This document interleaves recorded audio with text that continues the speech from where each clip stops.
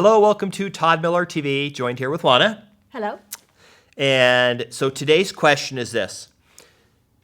Does the seller have to fix everything on the inspection report? So here's the scenario. Person makes an offer, cash offer. They don't ask for any money, credit for repairs or anything like that. Then, all of a sudden, out of the blue, the listing agent, which we'll say is you, gets this thing saying, hey, we did the home inspection. There were 13 things, and here's an addendum saying that the seller will fix them all. Does the seller have to fix the items? Two things. One, the seller does not have to fix the items. Okay. Two, the seller should not fix the items. If it's a deal breaker, then credit the buyer back. And here's why. Okay. Two reasons. One, the buyer may not be happy with the repairs that you made, even though you've spent a lot of money to make those repairs. Okay. Two, if the buyer walks and you have to put the house back on the market, then the next buyer will have another home inspection and you'll have other things to fix. While if you credit the buyer, then if the deal closes, that's fine.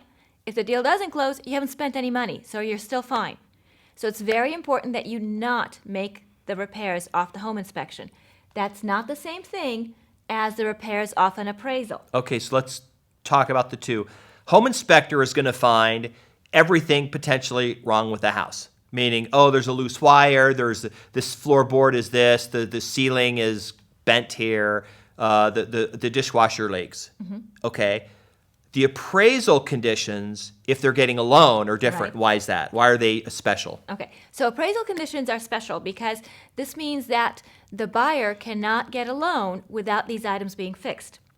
So there are two cases where it's important to make the repairs. Okay. One, if it's an appraisal condition and if it's an FHA appraisal, then it makes all the sense in the world to make those repairs. Okay. Okay? I don't spend your money easily, so pay attention. Yeah. So make those repairs because even if this buyer falls out, that FHA appraisal will stay with your property for months, which means that whatever conditions are on that appraisal will apply to the next buyer who wants to get an FHA loan. So if the deal falls apart, the next person, there's already an appraisal there, there's already the conditions, right. You've already fixed them, you can right. even mark it and say, hey, we have an FHA appraisal and the conditions have all been met. Exactly. You just have to bring your buyer, write the offer. Exactly. Okay. If it's not FHA appraisal, let's say it's a VA or conventional or something else, then you still need to make those repairs in order for that buyer to be able to get a loan on the house. So if you want to sell to this buyer and this buyer needs a loan, you have to make those repairs. Sorry. Okay. Good advice. Do you think that tactic sometimes because what happens a lot of times is I'll be sitting with the seller and say, hey, the buyer wants all this stuff fixed. And the seller will say, oh, well, we better fix it. We don't want to make that buyer mad and leave if we don't fix the items. Even though we agreed ahead of time, we weren't fixing anything. Right. So what typically happens when if you're representing the seller and the buyer says, fix all these things, and you say no, does the buyer usually leave or what typically happens? The buyer typically does not leave. Okay. And it depends on how you broach it too. I mean, it's like with anything else. It's how you present it. I always present it with, I understand you want these things fixed. Per the agreement, we're not fixing them. However, we still need to wait for the appraisal and let's see what the appraisal comes back with. If the appraisal conditions include some of these items, then the seller will absolutely consider making these repairs. Especially if you had multiple offers and that offer was taken because they didn't want repairs. Mm-hmm. You can't later come back and say, oh, now we want them. Because the seller might say, well, the other offer was about the same as yours. I'd rather then you leave, and then I'll just take their offer. Right. And a lot of times they say, hey, no, right. okay, we're good. But so what happens in those cases is we come back and we say, okay, you know what, we'll make those repairs. It's $1,000 worth of repairs. We were going to contribute $2,000 to your closing costs. Now we're contributing $1,000 to your closing costs, and we're making $1,000 in repairs. So the seller's net remains the same. The buyer can still get the loan, and it's all good for everybody. Okay, important point. And a lot of people are scared.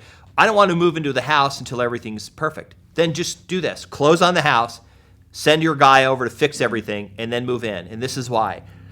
You move into the perfect house. The seller has repaired all 13 items on the list. The next day, you flush a toilet, and the little valve bursts. Well, guess what? That's on you. You have to have that fixed. House is never going to be perfect. I know that from living in a house that's not brand new. Right. Stuff breaks, and you're always fixing things. So the timing of it, fixing it right before closing, is not always, it doesn't always solve all your problems. Right. So a way to alleviate some of that anxiety is to get a home warranty. It makes a lot of sense to have a home warranty for the first year that you own that house, because you don't know everything about the house, you've never lived in it, and things come up. And particularly when you've just bought a house, you tend to be cash poor, so paying that $65, $75 trip charge for the home warranty to come out and fix something alleviates some of that anxiety of, oh, what if something breaks? Very good. All right. Good advice, of course. That is my update for today, and hope to see you on another video. Thanks.